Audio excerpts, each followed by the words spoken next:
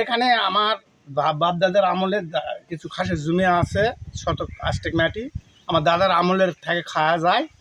দাদারা মরে গেলে চাচারা খায়, চাচারা আমাকে দেয়। আমার কোনো জমা জমি নেই, আমি এখানে বসত বাড়ি আছি, ঘর বাড়ি আছে।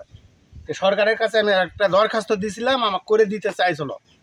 এসিলেন স্যার আসলো, আসে দেখে শুনে করে দিবে।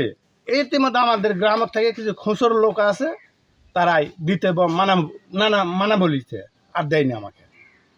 বললো যে ওখানে তোমরা থাকো, সমস্যা নেই। এখানে কয় শতক জায়গা বাবা? জি, এখানে কয় শতক জায়গা? 8 শতক মাটি। তার মানে এটা 8 শতক জায়গাটা এটা খাসে? হ্যাঁ, 8 শতক মাটি। আর খাস এখন 8 শতক নেয়, আমি শতক 4 নিয়ে আসি।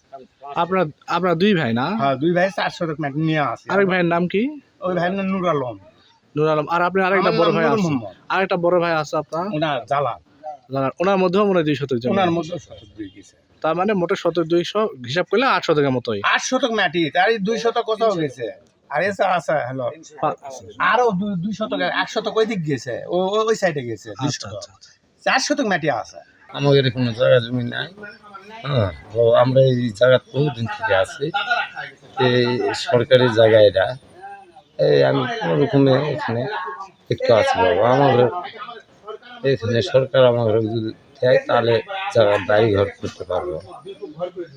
আমি তো পাকা বাড়ি নয়, একটু না সাইড দিয়ে তুলে দিচ্ছি। আমার তো গোটাটা ভাঙ্গে পড়ে যাচ্ছে, দিয়ে ওই সাইডে একটু তুলে নিচ্ছি। আর আমি বহুদিন 40 বছর ধরে, আমার দাদা আছে, বাপেরা গেছে, তারপরে আমি আছি।